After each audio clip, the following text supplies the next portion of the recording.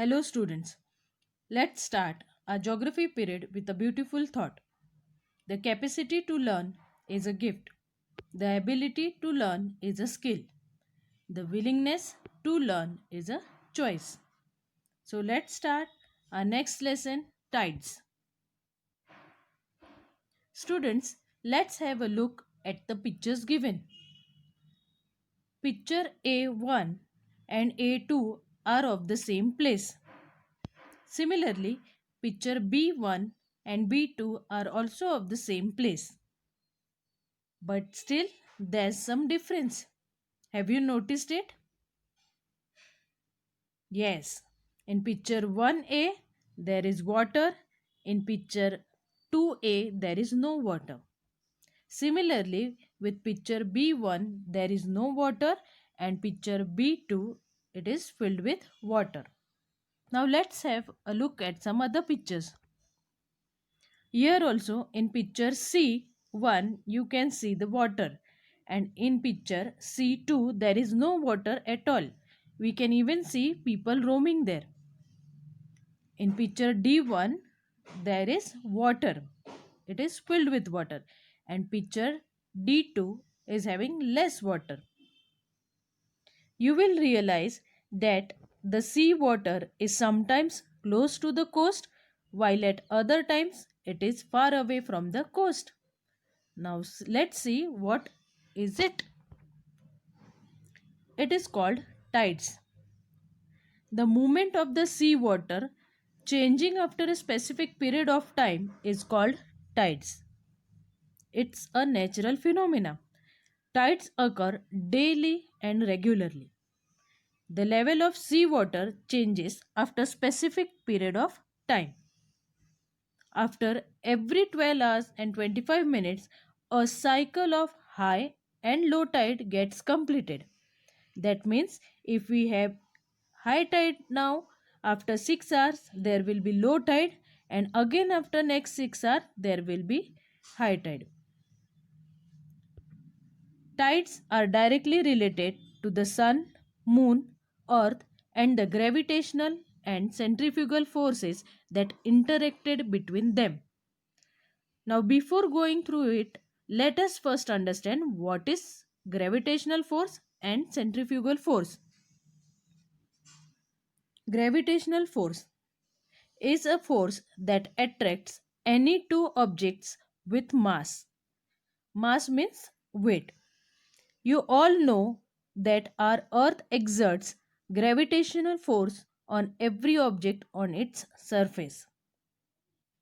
Second, centrifugal force.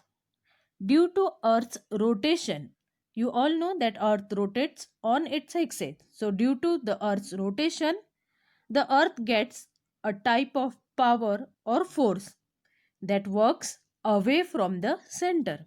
It is called centrifugal force. Students, gravitational force attracts objects towards the center. On the other hand, centrifugal force throws the things away from the center. Let us see some examples now. Centrifugal force. For example, in the first picture you can see the girls playing fugdi. Students, if you have ever tried it, you might have experienced that if by mistake you leave the hand of your partner, both of you are thrown in the opposite direction away from the center. Similarly, the toy hanging on the baby's cradle. When it is rotating, the strings are moving away from the center. Then we can see the picture of the girl who is holding a keychain and whirling it. If you try it right now, you will also experience when you are whirling the keychain in your finger and it is moving away from the center. The same example of mixer grinder. If your mom is grinding something in the mixie and if the lid is not properly put, everything in the mixer will be thrown out. These are the example of centrifugal force. Due to centrifugal force, everything on the earth would be thrown into the space, as we have seen the example before, that everything moves away from the center. Similarly, due to centrifugal force, everything on the earth would be thrown into the space. But it doesn't happen, because at the same time gravitational force is also exerted on the object. Now let us try to understand it with the help of these figures. In figure A, Earth's view from above is shown. So we can see North Pole, and the arrows show the centrifugal force. These arrows, the red arrows, which are showing the centrifugal force.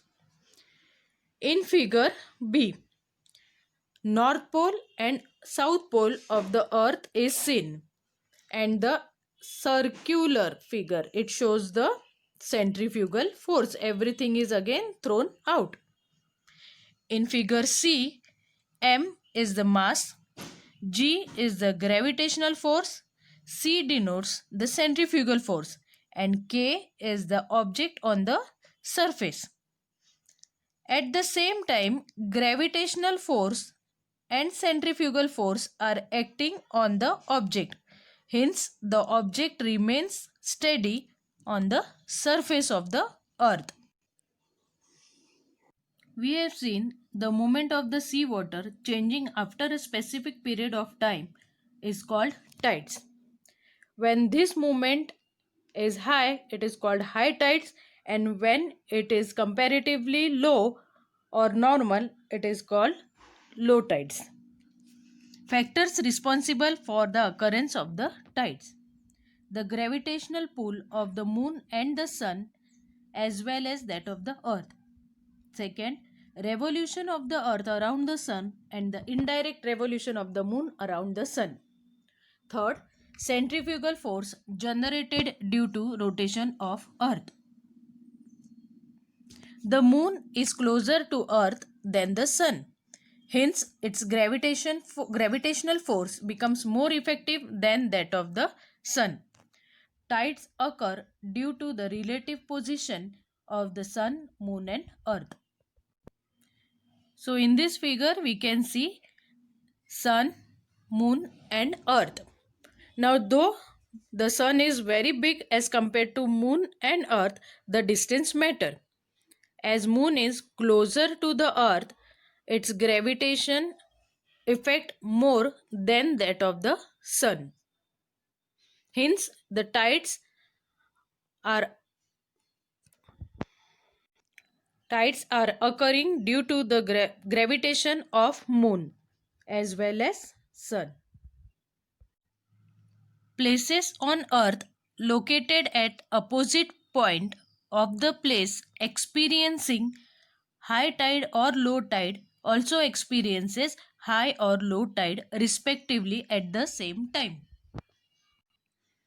If a country lies here at 0 meridian is experiencing high tide, same high tide will be experienced at the 180-degree meridian. That means the country which are at 180-degree meridian will also experience the same high tide. On the other hand, if there is low tide at 0 meridian or prime meridian, so opposite, that is 180, here also the low tides will be experienced. On the other hand, if the countries at 0 meridian and 180 meridian are experiencing high tide, at 90-degree east and 90-degree west will have low tide, and vice versa. If at 180 and 0 they are having low tide, at 90-degree east and 90-degree west there will be high tide.